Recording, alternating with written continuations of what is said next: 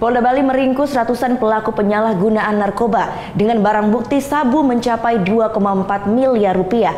Selama operasi bersih-bersih narkoba sebulan terakhir, Kapolda Bali menyatakan akan secara simultan memutus mata rantai peredaran narkoba di Bali untuk menyelamatkan generasi muda.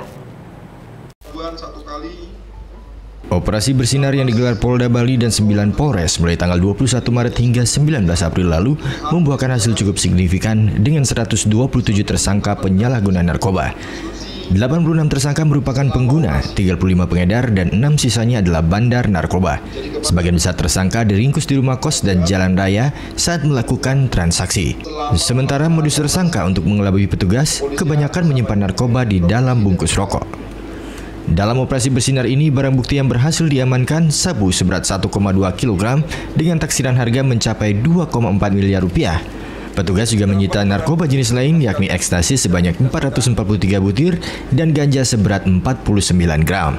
Dengan upaya yang simultan memutus mata rantai pensuplai dan menekan angka permintaan, harapan kita maka peredaran narkotika ini kalau bisa kita hentikan.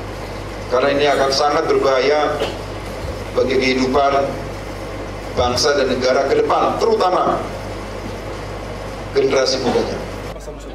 86 tersangka yang merupakan pengguna akan menjalani rehabilitasi untuk mengobati kecanduan mereka. Namun bagi yang tertangkap lebih dari sekali, polisi tetap memprosesnya sesuai Undang-Undang Narkotika. Polda Bali juga akan berupaya mencari keterkaitan antara tersangka satu dengan lainnya untuk mengungkap jaringan yang lebih besar lagi. Muhammad Hasanuddin melaporkan untuk NET.